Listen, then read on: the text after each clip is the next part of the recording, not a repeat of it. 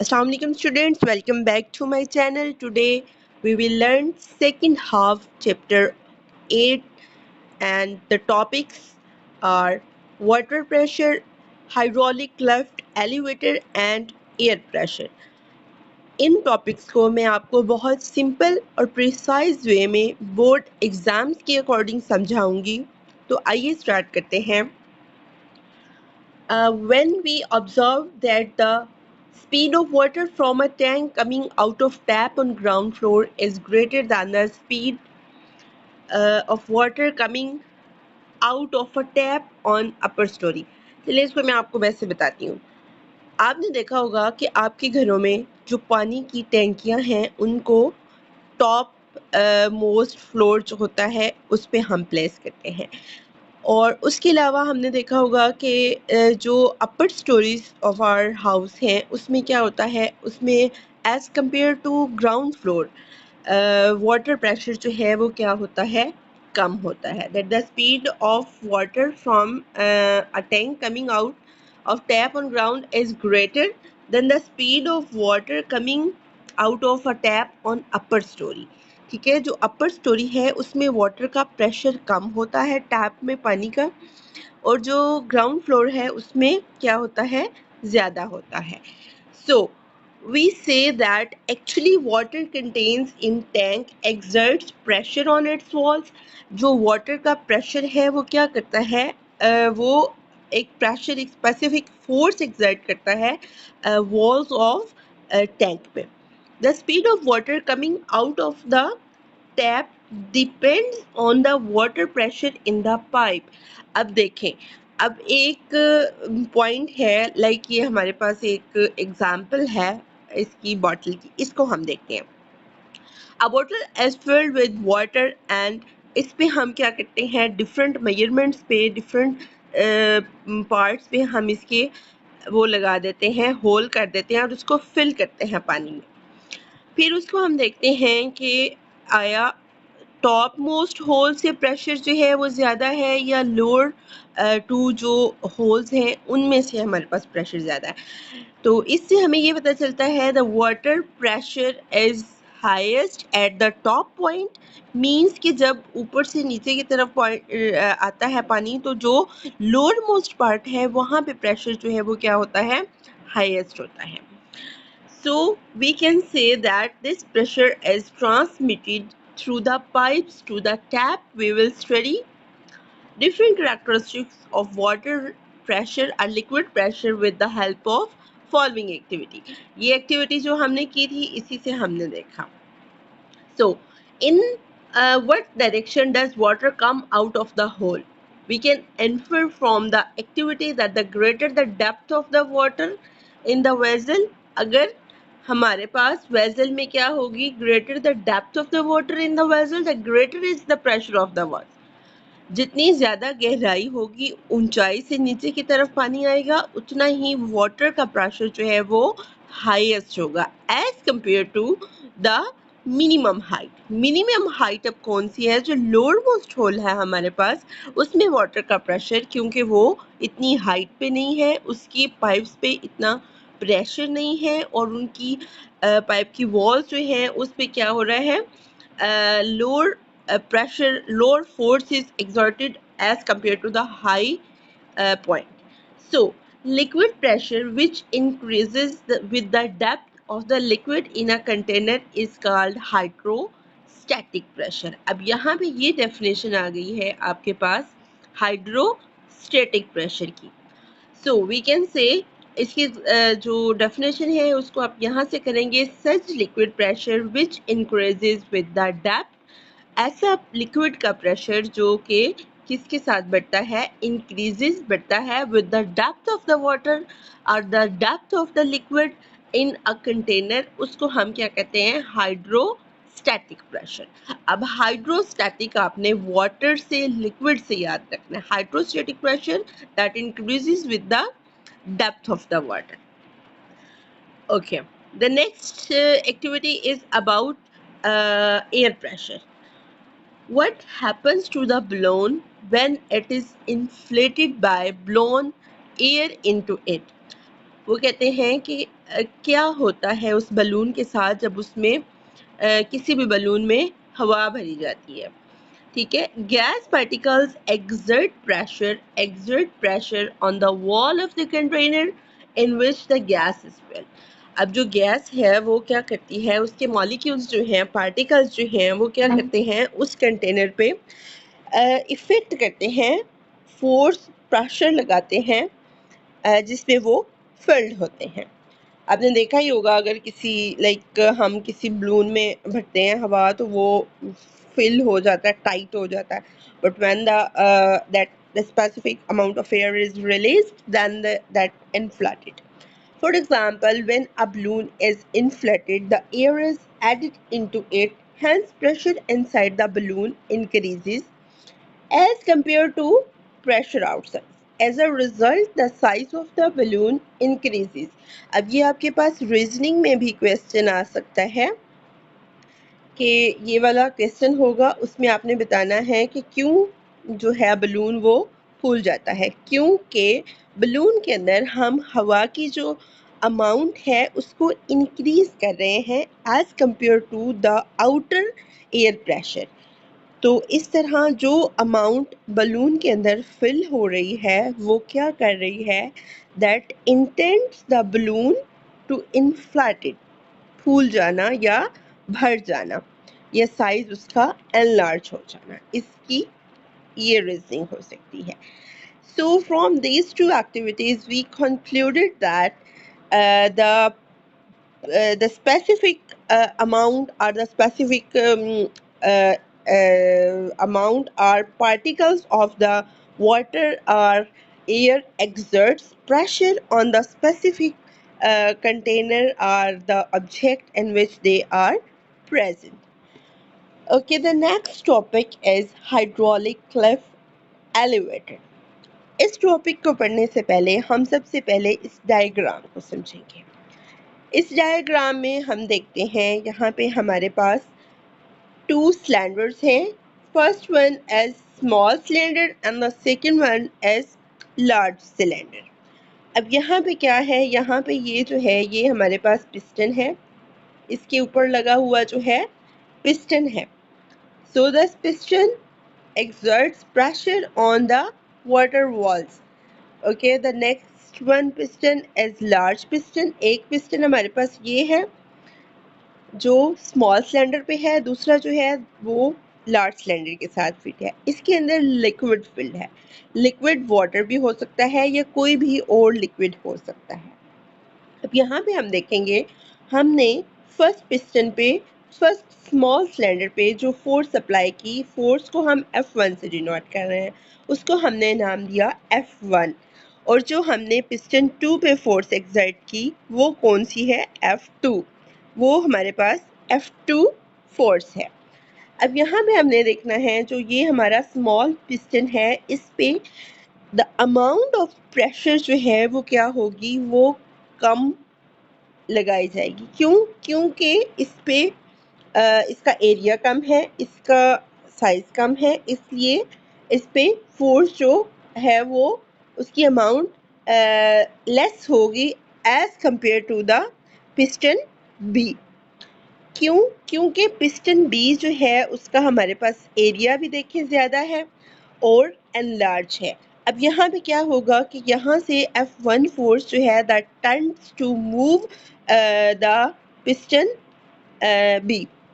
सो जब इस पिस्टन पे प्रेशर एक्सर्ट होता है तो इसके लिए हम क्या करते हैं, वो पिस्टन मूव करना स्टार्ट कर जाता है, जिससे हम कोई भी व्हीकल है, फॉर एग्जांपल हमारे पास यहाँ पे कार है, तो उसको इस पिस्टन से प्रेशर एक्सर्ट करा के उसको हम क्या करते हैं, एलिवेट करते हैं. एलिवेट होता है ऊपर उठाना. So the car elevates as the pressure is exerted on the piston.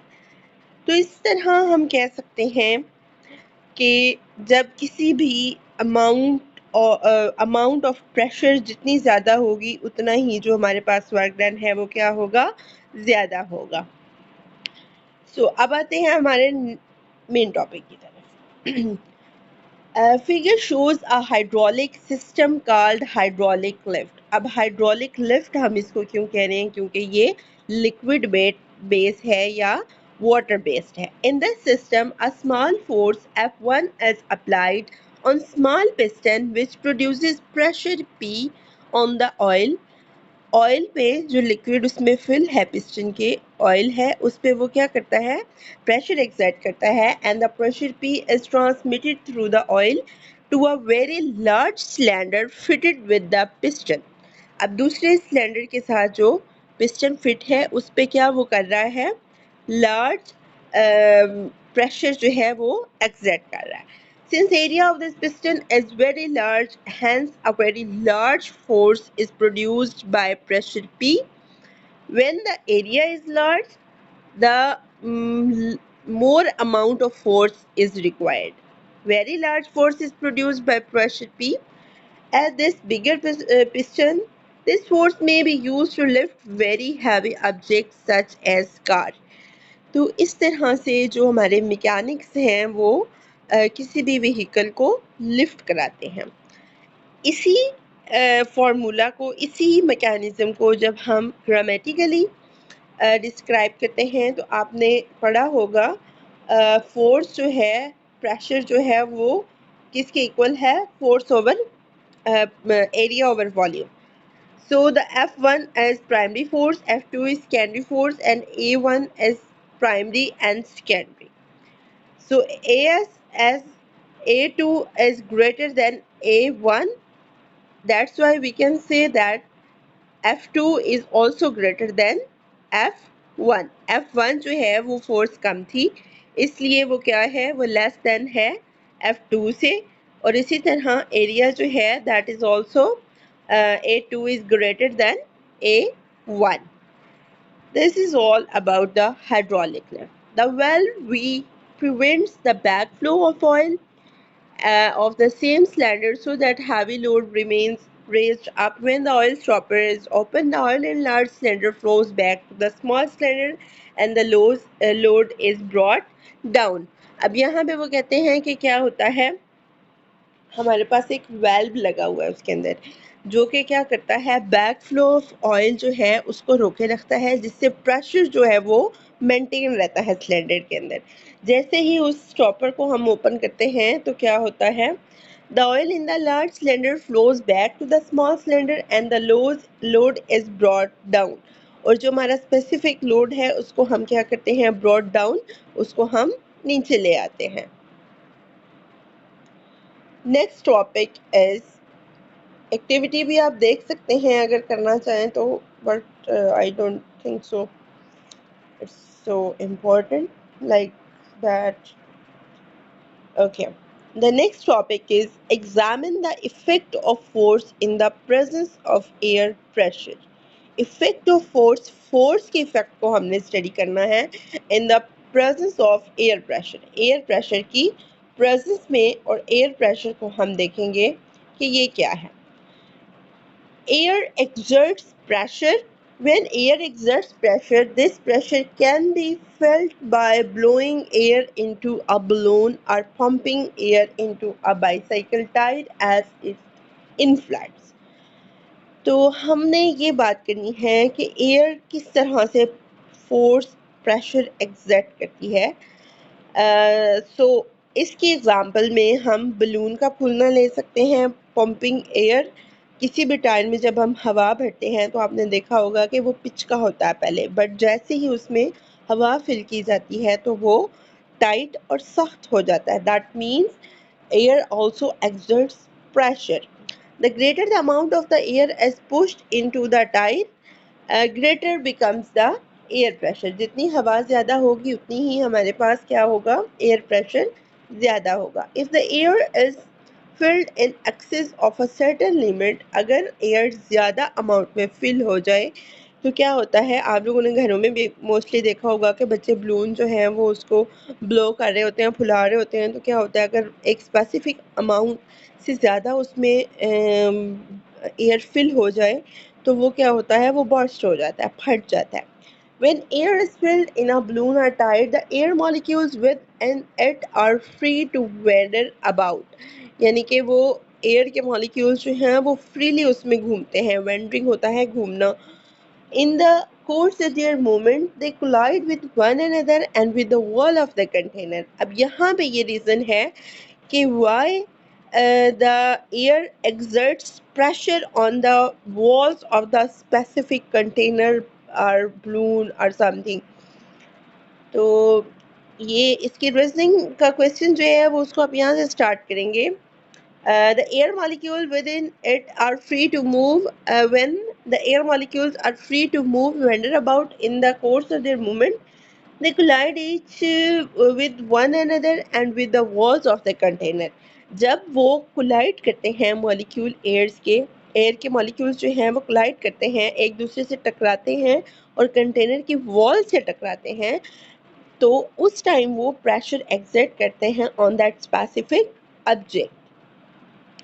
Thus the exert force against every part of the wall area. तो इस तरह वो दीवारों के साथ एक मखसूस प्रेशर बना देते हैं. The idea of pressure takes into account the force as well as area over which the force acts. The pressure has no direction. Pressure की कोई direction नहीं होती. In other words, the pressure exerts force in all the direction at a point. दूसरे अल्फाज में हम कह सकते हैं कि जो प्रेशर है उसकी कोई स्पेसिफिक डायरेक्शन नहीं है, लेकिन वो किसी भी डायरेक्शन में जो फोर्स है एक्सर्ट कर सकता है of that pressure of the molecules. Because of its pressure, the air in a tire applies a force to any surface which is in contact. कोई भी जो in contact object होता है उस पर pressure exert किया जाता है. So that air is present over the earth's surface. It exerts pressure which is known as atmospheric pressure. अब यहाँ पे देखें आप, atmospheric pressure की हमारे पास definition आ गई है. Atmospheric pressure कौन सा है? When air exerts pressure, that is called air is present over the earth's surface, it exerts pressure and that pressure is called atmospheric pressure. ये short questions आते हैं आपके पास. Let us explore the effect of force in the presence of air pressure by the following activity. इस activity को थोड़ा सा देख लेते हैं. When a paratrooper jumps down into air from a certain height, he opens the parachute for a few moments after the jump. During their short interval, the paratrooper gains some speed downwards to the force of gravity, that is the weight. In the absence of air, the paratrooper falls down with acceleration due to gravity and his speed goes increasing. But in fact, after a short time, the paratroopers gain a constant speed on land and ground. The air provides an opposing force to downward force of gravity, and stages come when the opposing force becomes equal to the downward force in magnitude. And this way, the effect of downward force of gravity becomes zero, and the net force is acts on the paratrooper falls down with the constant speed. अब क्या होता है कि जब कोई भी paratrooper जो हैं ये स्लाइड करते हैं, जंप करते हैं किसी भी हाइट से, तो पैराशूट उनका फौरी नहीं खुलता. तो उससे हमारे पास क्या होता है कि द फोर्स ऑफ ग्रेविटी जो है, कशिश सकल ज़मीन की जो कशिश है वो क्या करती है, वो उस पैराट्रूपर को अपनी तरफ खींच रही होती है. जब वो उसको अपनी तरफ खींच रही होती है तो यहाँ पे हमारे पास ग्रेविटेशनल फोर्स जो है वो एक्ट कर रही है. But when that force collides with the pressure of the air in the atmosphere, तो उससे क्या होता है कि जब पैराशूट खुल जाता है तो पैराशूट जो है वो एयर के प्रेशर की वजह से ग्रेविटी के इफेक्ट को क्या कर देता है, बैलेंस कर देता है. That is the reason that the paratroopers slide back or jump on the earth surface so smoothly. तो ये एक एग्जाम्पल है एयर प्रेशर की. ओके, यहाँ पे हमारा चैप्टर कंप्लीट हो गया है. एंड इन नेक्स्ट लेक्चर इंशाल्लाह we will continue the chapter number 9 and the exercise of this chapter. Thank you. अल्लाह हाफिज़. चैनल को लाइक करें, सब्सक्राइब करें एंड शेयर